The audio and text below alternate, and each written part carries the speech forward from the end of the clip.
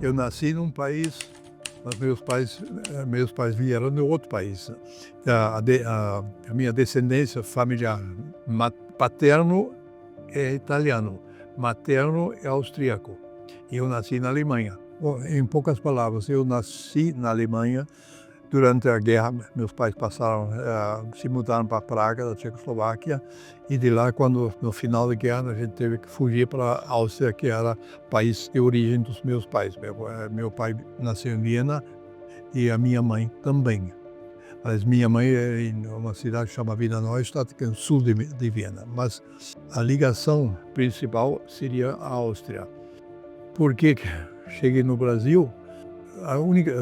A explicação mais fácil seria fim de guerra, tudo estava destruído, a economia tanto da Alemanha como da Áustria, todos os países que participaram da guerra estavam quebrados, a economia estava no chão, o país estava no chão e não tinha muitas oportunidades. Tanto que meu pai primeiro tinha me inscrito na Academia de Comércio e depois mudou, achou melhor para eu fazer a academia de hotelaria, porque eu perguntei até porque ele disse que talvez seja mais fácil sair do país.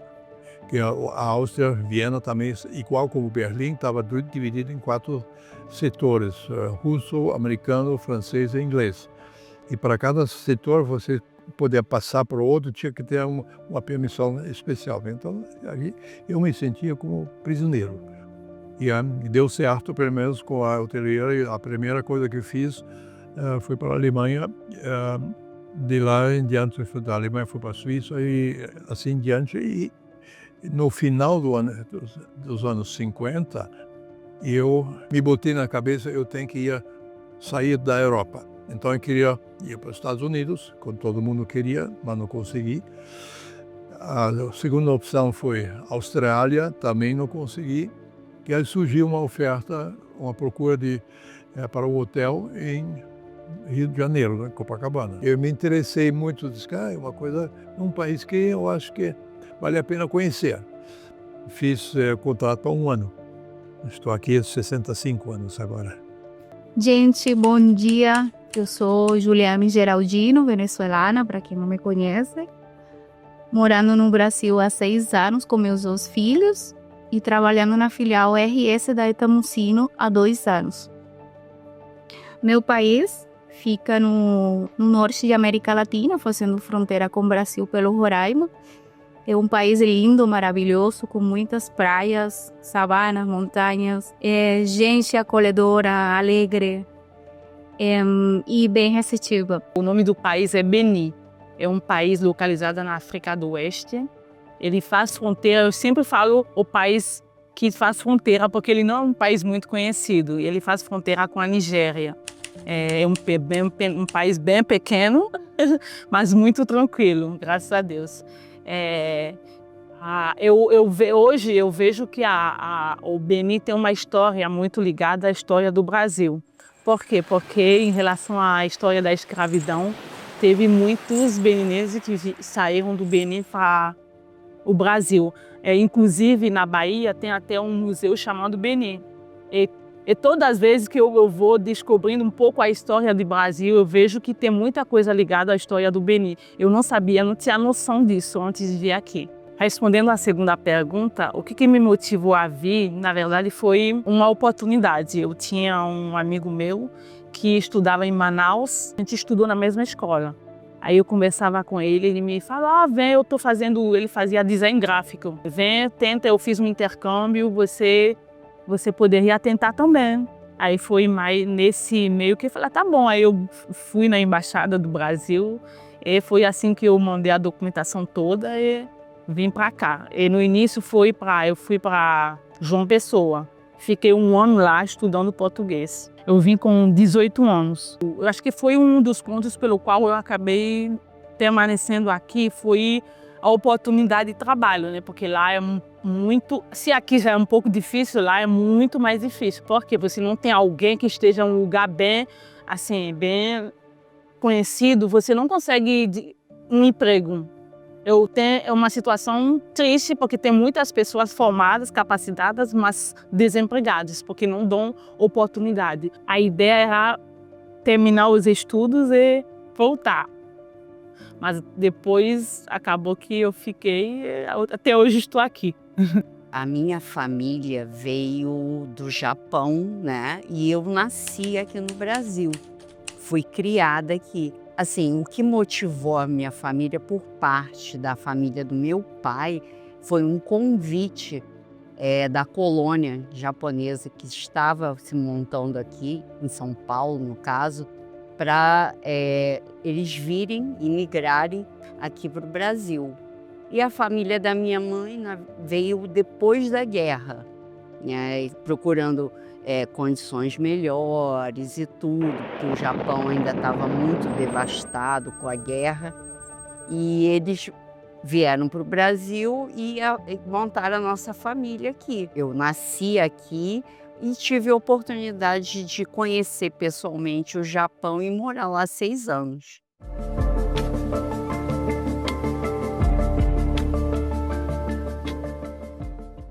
Olha, não eram poucas, não, com certeza. Primeiro, não falava a língua.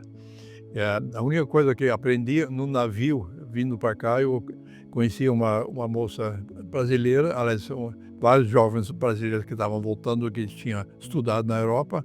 Fiz amizade com eles no navio e aprendi para eles sim ou não, e obrigado, por favor. Só. Mas eu falava inglês, francês, um pouquinho de italiano e alemão.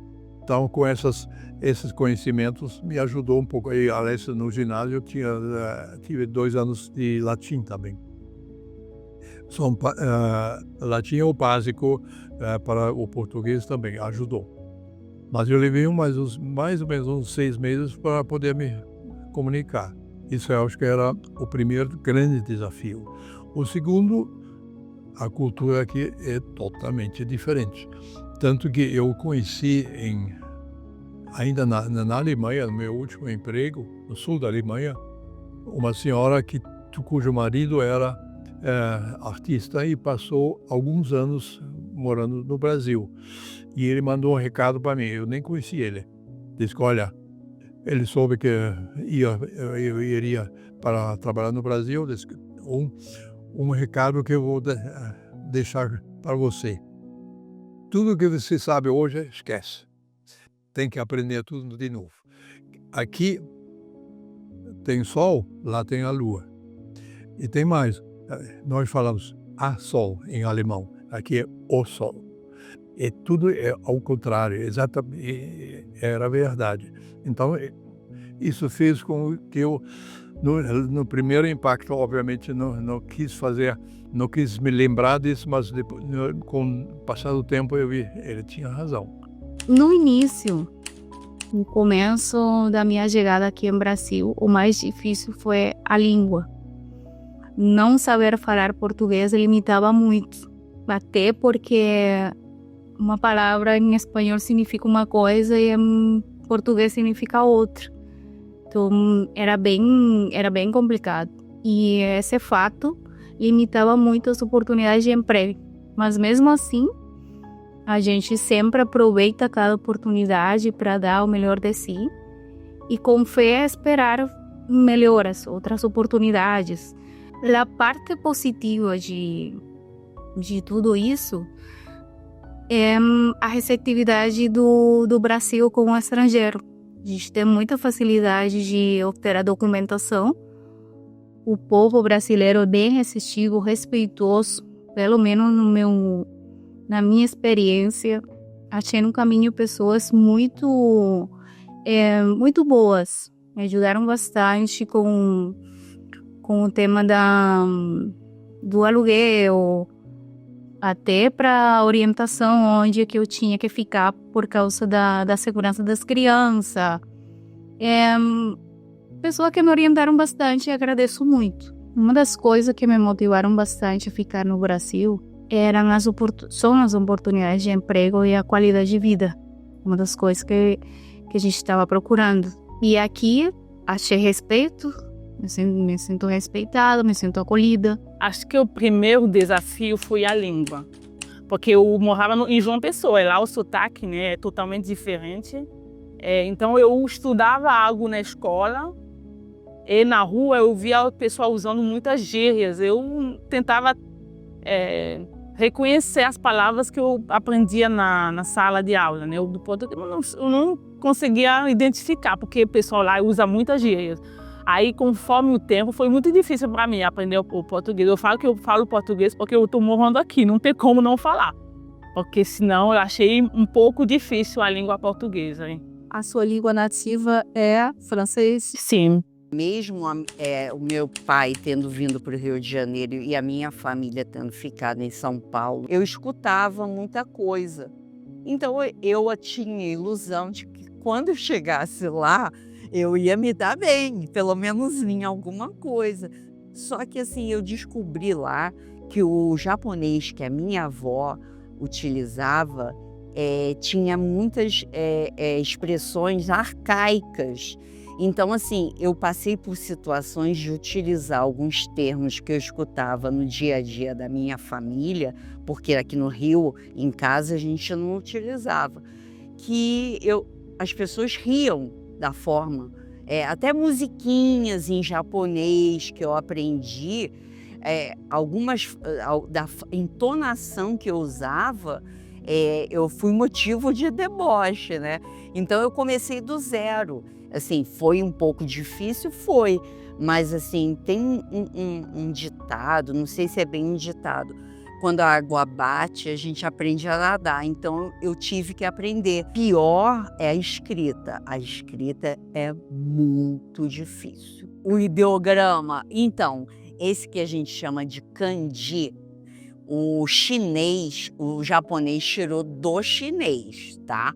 Mas assim, de 2.000 e poucos kanjis, o japonês levou uns 500 para ele. O que acontece? A forma como você começa a escrever já muda o sentido. Você acredita nisso? Então, assim, se você está vendo aqui um tracinho aqui, se eu começar de baixo para cima ou de cima para baixo, já muda o sentido da palavra. Então, assim, é muito difícil. Aí tem os kanjis, que são os ideogramas, tem o hiragana e o katakana. O hiragana é para palavras de origem japonesa e o katakana é para palavras de origem estrangeira, que não tem no vocabulário do japonês. Por exemplo, bolo. Bolo não faz parte da cultura do japonês. Então não tem bolo em japonês. Eles usam o quê? Do inglês. Aí chamam de cake. Aí cake você só pode escrever com katakana. Você não pode escrever com hiragana. Então assim, isso mexeu muito com a minha cabeça, me confundiu muito. Não consegui, só consegui aprender o básico, meu endereço, meu nome, tudo. Mas como as placas, a maioria no Japão, você tem hiragana, katakana, que seja, você tem extenso também escrito, então dá para você entender. Então, como eu falava bem, e se eu estivesse vendo alguma coisa que eu não entendesse, eu parava alguém e perguntava, né? E assim, o japonês, ele é muito solícito, muito educado, né?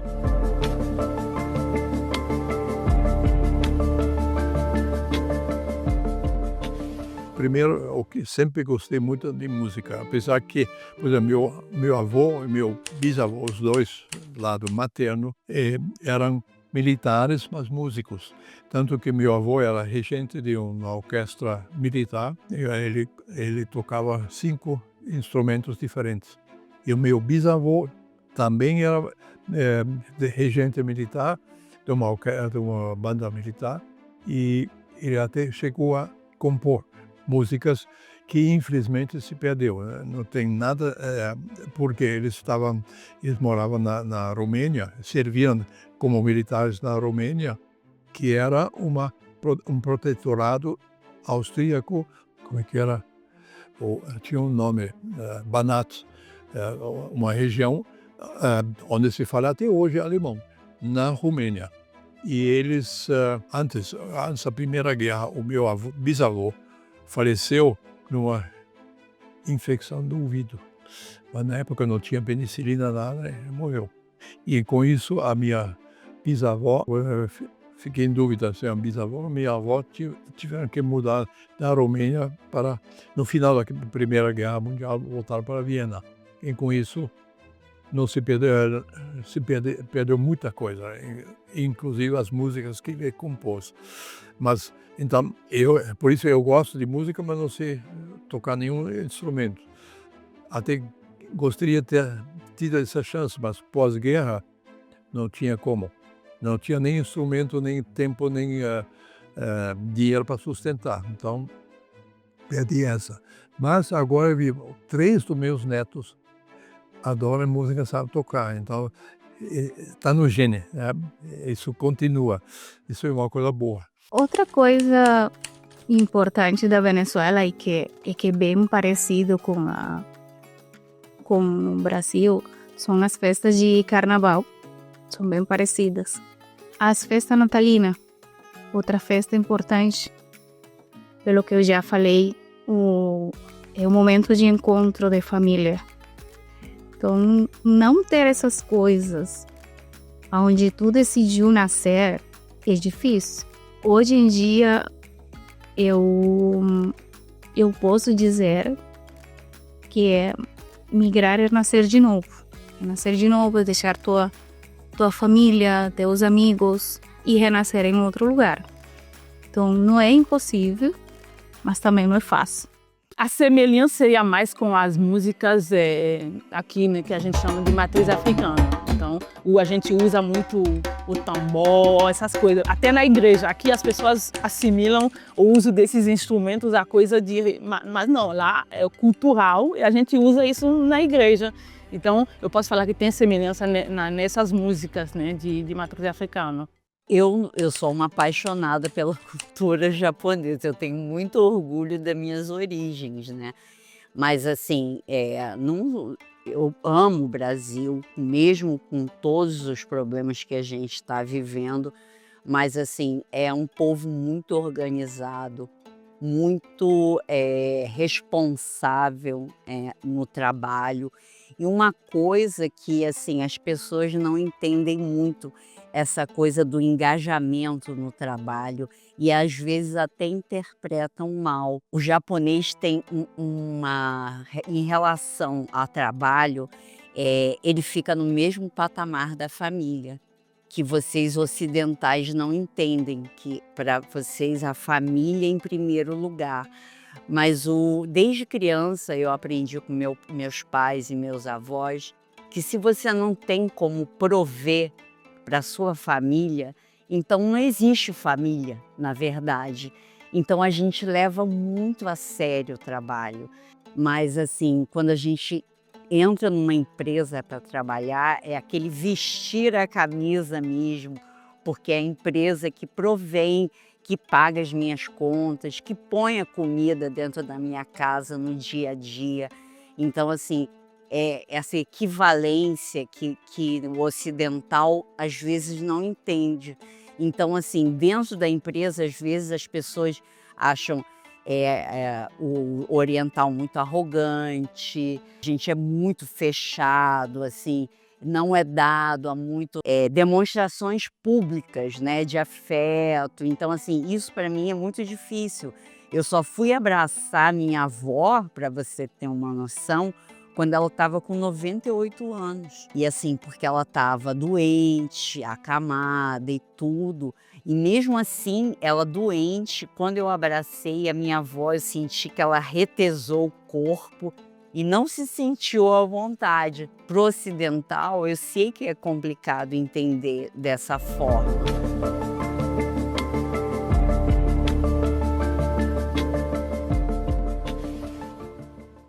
Bom, o prato que eu gosto muito é carne de onça, né?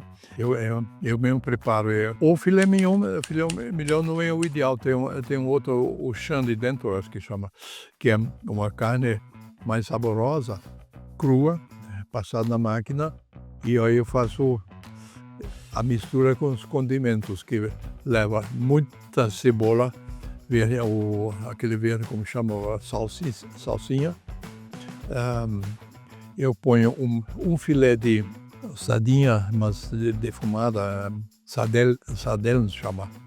É bem forte, picado também, alcaparras, também amassado, e depois faço um molho com vinagre, azeite, sal, pimenta e pimenta vermelha, ou páprica picante, misturo tudo,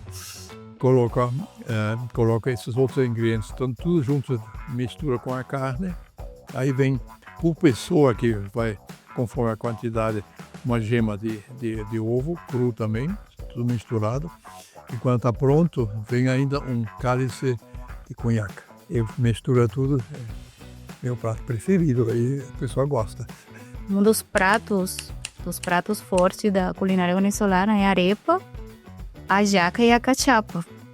A arepa, ela é feita com uma massa de milho pré-cocida e vários recheios, que vocês imaginarem. Mas é um prato bem importante porque a gente faz em qualquer refeição. Pode comer de manhã, no almoço, na janta, mas é muito bom. A hallaca é nosso prato natalino, muito importante pelo conceito de tu fazer em família, um encontro de família para fazer as hallacas. Então isso é o prato típico mais importante. A cachapa é um tipo de panqueca feito com milho fresco e um recheio de queijo artesanal. A gente consegue fazer essas coisas aqui, mas o sabor de casa a gente não consegue em nenhum lugar, na verdade. Aqui o prato típico é arroz e feijão. Lá o prato típico é um tipo de angu, que a gente come com todo tipo de molho imaginável. Molho de tomate, molho de mandioca, molho de folha de mandioca. A gente gosta muito de comer legumes em forma de molho e acompanha com esse prato tipo angu. Então, pra gente é o prato típico. Fora isso, a gente tem também o arroz e feijão, que é o tipo baião de dois, que chama aqui. Que a gente tem também um prato desse, que é cozinhado de um jeito diferente, mas é a mesma coisa, porque é a mesma receita, que é o feijão com arroz cozinhado junto. A gente tem também o costume, aqui a farinha de mandioca, que lá é muito azedo a farinha de mandioca. Aqui é normal, mas lá a farinha é bem azeda. Não sei se tem esse tipo de farinha aqui no Brasil. O pessoal fala que no Nordeste tem. Tem alguma comida, a feijoada aqui. A gente tem também uma comida chamada feijoada, mas é diferente. É como se fosse um feijão triturado no liquidificador. Eu fui descobrir que essa comida foi trazida pelas pessoas que voltaram do Brasil, aquele povo que a gente chama povo aguda. Aguda são quem? São as pessoas que herderam o nome dos portugueses. Muitos deles até hoje têm o nome da Silva, de Souza, lá. A gente chama eles de aguda. Eles geralmente têm algumas comidas típicas parecidas com as comidas daqui. Antes de falar do prato favorito, eu queria falar que quando minha avó, por parte de pais, chegou no Brasil, exatamente em São Paulo, na verdade eles chegaram em São Paulo e foram para o interior do Paraná. Depois voltaram para a capital.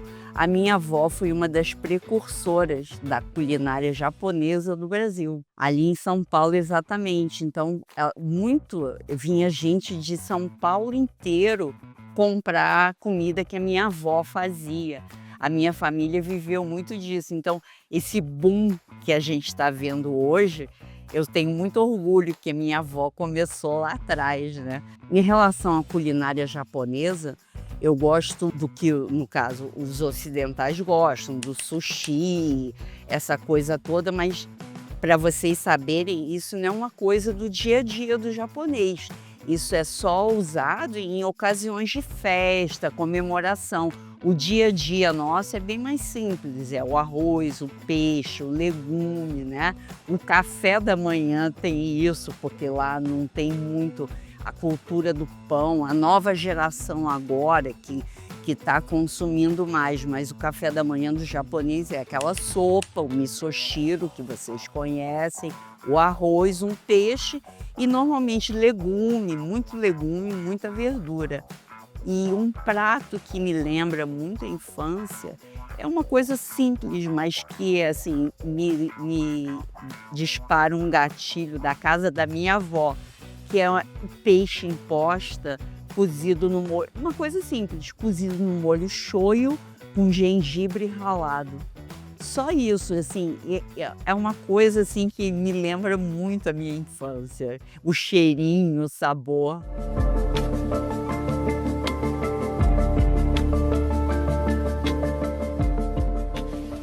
O menor salário que tinha era bem baixo. Sempre tinha que fazer uma pequena reserva para guardar para necessidades futuras. Eu sempre falo até para vocês, numa oportunidade, quando tem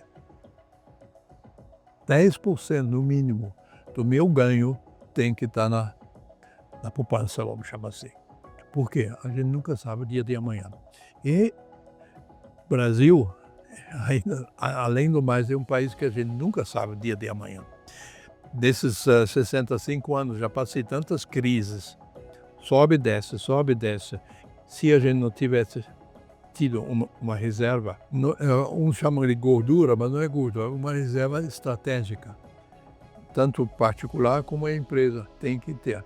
Quantas empresas que eu conheci, concorrentes ou não, nesses 65 anos, que não estão mais aqui, morreram, porque não tinha essa reserva. E não aguentaram a primeira crise, quebrou. De toda essa experiência de ser migrante, aprendi muitas coisas importantes na vida de qualquer pessoa. A ser resiliente, a ter paciência, a me adaptar a outra cultura, e a entender que eu já sabia disso, porque o venezuelano é muito receptivo com o estrangeiro, né? Mas a diversidade cultural é muito importante. Isso te permite compartilhar tuas crenças, tua cultura, tua culinária, tuas músicas. Eu adoro compartilhar minha culinária com meus amigos brasileiros. Então, fazer uma arepa para um brasileiro é muito emocionante. Até porque eles terminam gostando, né? Eu tenho vários amigos brasileiros que vão em casa e já perguntam: tem arepa? Então, vai ter. Arepa vai ter, com certeza. Então, a minha primeira lição, hoje eu vejo que eu aprendi a ser resiliente. No sentido que às vezes a gente precisa, como é que fala a palavra? A gente precisa recuar para saltar mais alto. Eu aprendi que às vezes a gente fica pensando, eu poderia estar nesse lugar, eu poderia estar melhor, eu poderia estar mais longe, mas hoje eu estou passando por essas questões, essas dificuldades. Então, em vez de achar que essas dificuldades estão atrasando minha vida, eu vejo que são situações pelas quais eu preciso passar para poder ser uma pessoa melhor, não esperar um futuro distante para a gente ser uma pessoa melhor. Foi muito importante ter morado no Japão, porque a gente tem muito aquela coisa, a grama do vizinho é mais bonita, né? E assim, a gente, por mais que eu tenha descendência, até minha geração não tenha havido mistura, né? Então, assim, pro japonês lá, eu era estrangeiro, independente de qualquer coisa. Então, assim, eu sempre sofri isso quando eu estava lá. E tinha aquela coisa também, porque o Brasil é um dos poucos lugares do mundo que se estuda a história do mundo inteiro. O americano e o japonês só estudam a história deles. Então, assim, eu tive acontecimentos assim do dia a dia muito engraçados, de perguntarem para mim: é verdade que no Brasil se anda pelado? Quer dizer, assim, o que eles têm de visão de brasileiro é uma coisa meio indígena e tudo, né? até eu entender isso, aí eu, entendi. E assim, eu sofri esse preconceito lá, mas com a convivência diária, as pessoas viam que realmente não tinha como generalizar como em qualquer lugar do mundo. E quando eu voltei, no caso, eu também tive isso, porque assim, as pessoas olham o oriental assim com uma certa reserva, porque por mais que você queira, é um povo diferente, tanto na aparência quanto na educação. Eu tive, dos dois lados, eu experimentei um certo preconceito. Mas assim, quando as pessoas vão convivendo, isso se torna mais fácil.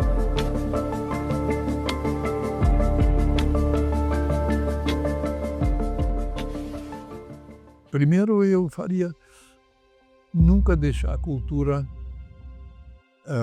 do lado. Ela faz parte de nós, tanto faz, seja na Europa, seja na Inglaterra, seja na Alemanha, seja a Suíça, seja a França.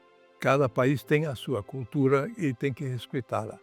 Então, o Brasil tem muita cultura própria, de influências, de várias influências. Tem influência africana, tem influência indígena, dos povos anteriores que viveram aqui, e também de todos os imigrantes que vieram aqui. O Rio de Janeiro não é tão forte a influência de imigrantes como no Sul. O Sul que vive italiano, alemão, ucraniano, russo, açorianos também, Santa Catarina, por exemplo. Então, cada povo que veio trouxe a sua cultura. Por exemplo, hoje temos vinhos espetaculares. Se não tivesse os italianos, talvez a gente não teria, porque eles trouxeram isso para cá. Santa Catarina e Rio Grande do Sul também, e Paraná também, em parte. Os povos que foram lá vieram sem nada também. Eles tinham 2 malas, mais ou menos, e tinham que construir uma nova vida. Mas eles vieram aqui primeiro para ganhar uma nova vida e estabelecer um padrão melhor. E todos eles vieram para trabalhar duro. Eu sou muito grata